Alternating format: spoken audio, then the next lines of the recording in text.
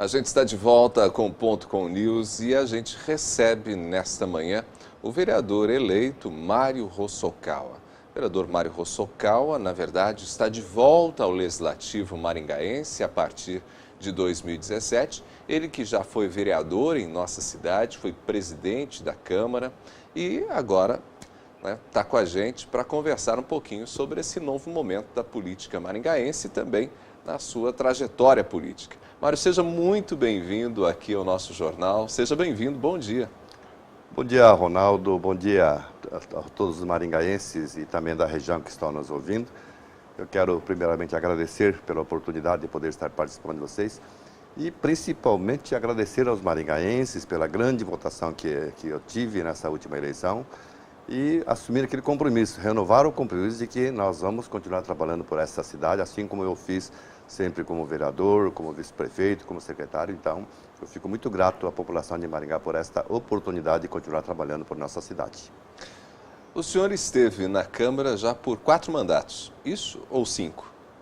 Na verdade, foram 5 mandatos. 5? Né? Esse será o 6º mandato? Exatamente, 6º mandato, e eu tive um mandato que foi de vice-prefeito. E um mandato de vice-prefeito, exatamente. E aí, inclusive, depois ocupou o cargo como secretário. Exatamente. Antes, ainda quando era vice-prefeito, eu fui presidente do SAOP também, ocupei outros cargos também. Na atual legislatura, eu fui chefe de gabinete por 2 anos, depois fui ser o diretor do PROCON durante 1 ano e meio. O senhor, na última legislatura, que terminou 4 anos atrás, o senhor era o presidente da Câmara, foi o 5º mais votado naquelas eleições, obteve mais de 3.800 votos e por conta da legenda do PMDB não conseguiu retornar à Câmara. Aquele foi um momento bastante delicado na carreira política, né? Em virtude de tudo que o senhor tinha realizado na Câmara e não conseguir o mandato. Exatamente, foi um baque para mim, na verdade, né? Quando eu fui o presidente da Câmara, na condição de presidente da Câmara, eu disputei a reeleição, na verdade fui o 4º mais votado, Ronaldo, 3.804 votos, aumentei em cerca de 30% a votação com relação à eleição anterior, mas não me elegi por causa do partido, do quociente eleitoral, então foi bastante triste para mim naquele momento, mas analisando hoje, Ronaldo, eu acho que Deus sabe o que faz, sabe? Acho que foi melhor eu ter ficado fora da Câmara, foi melhor eu ter ficado lá como chefe de gabinete, como diretor do PROCON, porque se eu estivesse lá dentro, iria sofrer naturalmente o desgaste que essa última Câmara sofreu. Então, eu acho que foi melhor para mim assim. E eu fiquei muito contente, Ronaldo, que eu fiz 3.804 votos naquela eleição.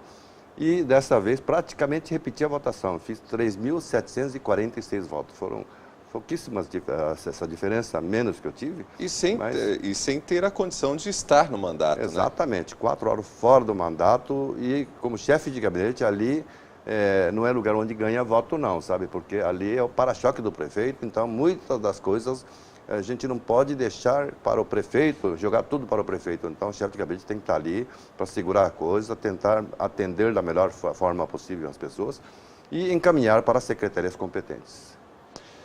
Na época que o senhor foi presidente da Câmara, o senhor pegou a Câmara num momento bastante delicado e conseguiu reverter uma história, principalmente de gastos da Câmara, com problemas com diárias, com despesas diversas, com despesas até, eu recordo, uma das nossas conversas na época que o senhor era presidente, o senhor falando que tinha despesas absurdas, inclusive para fazer a jardinagem da Câmara. Exato, em tudo, né? A Câmara tendo, por exemplo, um poço artesiano, nós estávamos usando o poço artesiano e pagava um preço muito alto para usar a água da Sanepar.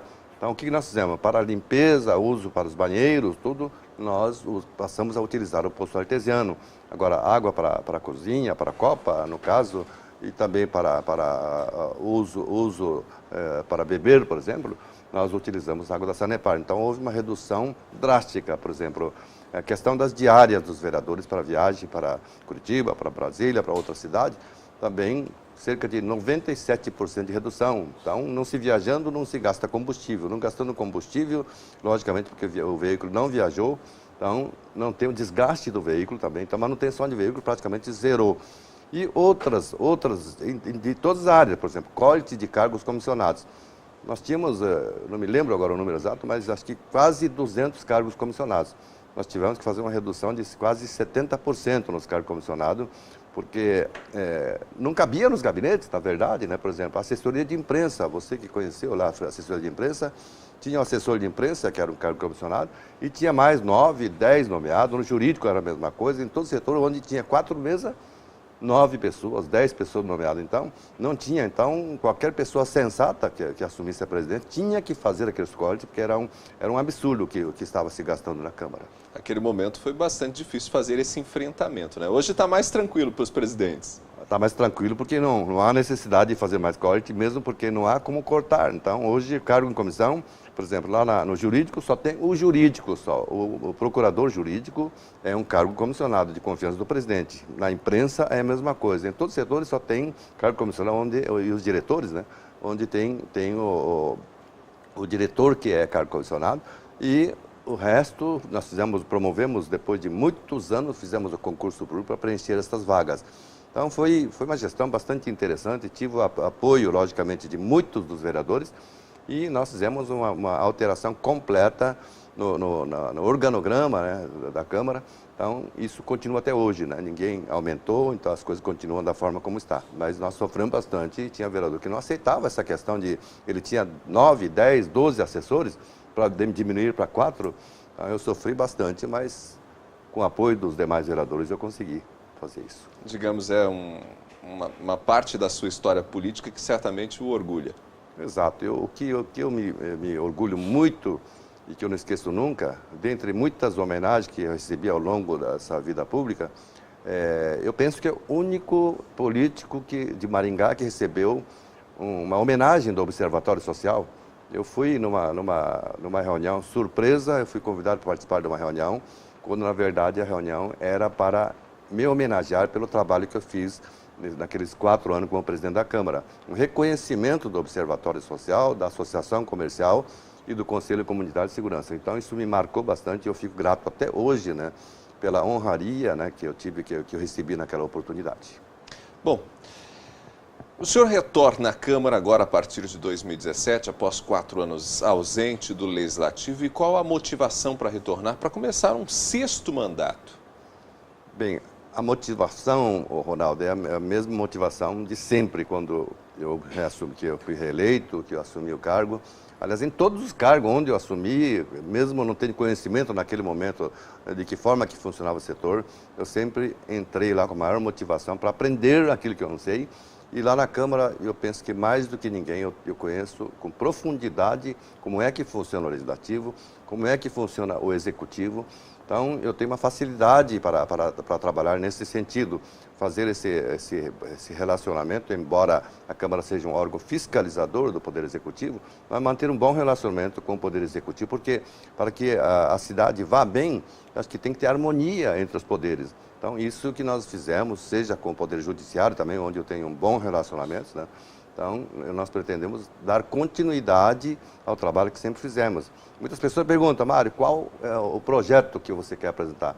Logicamente, eu tenho muitos projetos que quero apresentar, muitas coisas que eu vejo que não está correto, está prejudicando a população, eu quero corrigir essas coisas, mas, acima de tudo, dar continuidade ao meu trabalho, que é ser o elo de ligação entre a população até o prefeito, no caso, o Poder Executivo.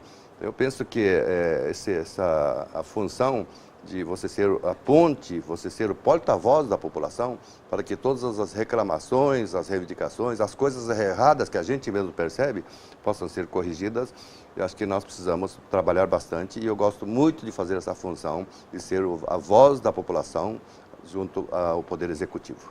Isso, nesse caso, independe de quem está no Executivo? Independente de quem está no Executivo. Logicamente, qualquer um que seja o prefeito, eu acho que nós precisamos ter o respeito. Se a população elegeu essa pessoa para ser o prefeito, eu acho que cada um de nós, só como vereador, mas como cidadão, nós vamos respeitá-lo. Mas, logicamente, que nós vamos apoiá-lo, ajudá-lo em tudo aquilo que a gente puder ajudar, que seja bom para a população.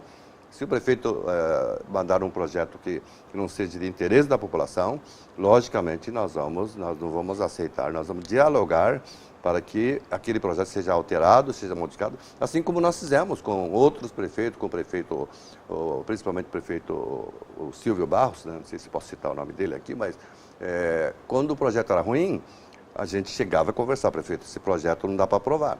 Nós não podemos, eu, por exemplo, eu não posso defender um projeto desse aí, porque não é bom para a população, vai prejudicar determinado segmento da sociedade. Então, a gente conversava, ou alterava, ou retirava de uma vez, ou a gente não aceitava votar.